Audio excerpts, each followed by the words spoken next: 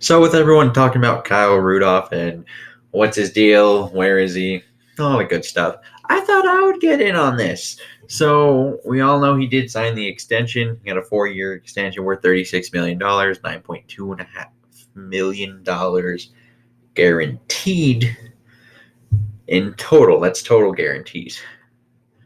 And that kind of made people think, oh, look, Kyle's going to be a big part of this new offense too now, I guess. Even though we just drafted Irv Smith, because this did happen after we did draft Irv Smith. And people really did think he would be heavily involved. And I honestly, when this contract first happened, I thought it was a mistake. I still do. But because Kyle isn't a great blocker, he has good hands, but he can't separate when you're talking about him versus other defenders, and he's too slow for those yards after catch kind of situations, but he is always reliable. However, always reliable isn't worth $9 million a season at the tight end position, which I think a lot of us would agree with. And if we even compare him to his rookie counterpart in Irv Smith Jr., so far this year, Kyle Rudolph has had 8 targets. He has caught 6 of those targets for 36 yards, 6 yards per reception. He has caught 2 first downs. His yards per target is 4.5 yards and no touchdowns. And Irv Smith Jr. has caught 5 of 6 targets, so he has 2 less targets, 1 less catch for 64 yards, which is 12.8 yards a reception. He has averaged 10.7 yards a target, and he's gotten 3 first downs, still no touchdown. And for all you PFF people, Rudolph 53.4 on the PFF, Irv Smith Jr. 74.7. So with Kyle Rudolph's only real on-field redeeming quality, so to speak, is that he's a very large human being. And that doesn't really work in this offense just because he doesn't block well despite his size. And he's better off lined up in that kind of like that Y position, kind of used as this F tight end, the move tight end, as that's better known as, and where he can challenge defenders vertically up the seam and start winning some of those jump balls where you just throw it high enough and all of a sudden 5'10" safety. He ain't competing with a guy who's 6'6.5" tall and about 265 to 270 pounds. He can't get up there with him, which makes sense. But this whole West Coast thing of being like 90%, or maybe it's, I don't know if that's the actual number, but it wouldn't shock me, just being constantly under center. And that doesn't really, in blocking in a run first team, doesn't really bode well for him because he isn't a great blocker. And when you're talking about West Coast, you're talking a lot of, oh, this receiver needs to get separation in order to actually get the ball, because the whole plan is you get yards after catch. There's not that many air yards often in these West Coast offenses. So he does better from shotgun formations because you can line him up in that move tight end spot, send him up.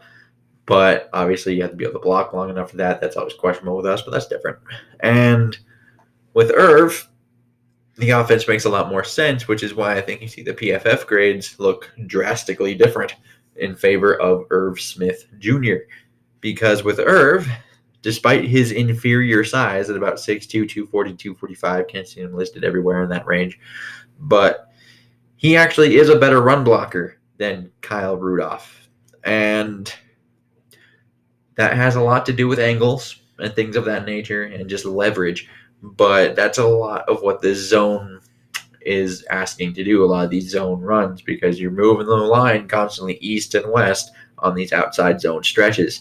So what they're doing is constantly finding angles and different leverage points to just create a hole for a cutback lane for Dalvin Cook or Alexander Madison, Amir Abdullah, whoever it may be. But that's all they're doing. And that goes really well with how Irv Smith blocks, which is once again why you might see the PFF rating as high as it is compared to Kyle Rudolph, just because it makes more sense. And You also have to account for the fact that he ran a 4.63 at the combine. He is a much faster player than Kyle Rudolph has ever been or ever will be, and we have seen that multiple times.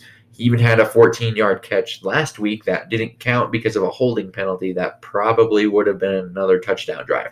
So that's another mismatch you can use on the offense, and we've already seen him use his yards after catch ability at times, even though, once again, it's come back a few times. I think it was against Oakland where we saw a play action boot. He kind of came across under, and then it was like 20-ish yards, and all of it was pretty much after the catch, where Rudolph doesn't even get close to that.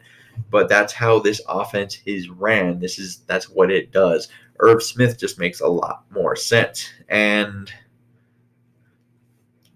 overall, the reason why Kyle Rudolph isn't effective this year and probably will not be that effective this year if they continue to do it this way is just because he doesn't fit this offense anymore. He's not that. They're constantly in the center, and he can't get separation with a quarterback who needs to see separation in order to throw the ball. He doesn't have any of those kind of things that are necessary to do that. He can't get yards after the catch. He's mostly just a go up, go catch it, and then he'll probably get tackled right there at the spot. That's how he is. Despite his large size, he doesn't really fight for yards.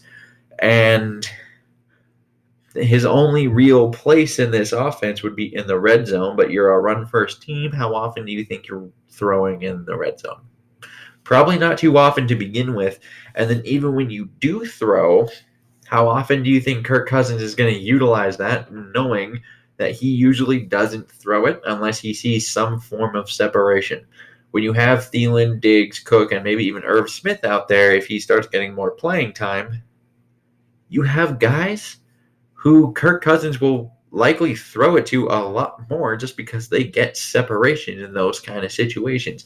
And that short area quickness that they all have, Rudolph lacks that in a big way. And it just kind of weird to see that they brought him back for so much money, because I actually did point a pretty decent chunk of this out right when they signed him to this extension. And now it's just becoming more and more obvious that he doesn't fit this offense at all.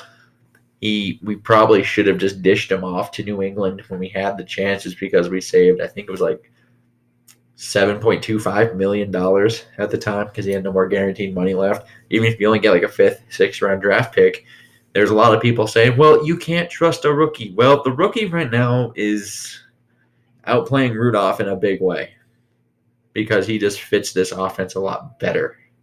And I know there was no way to guarantee that, but at the same time,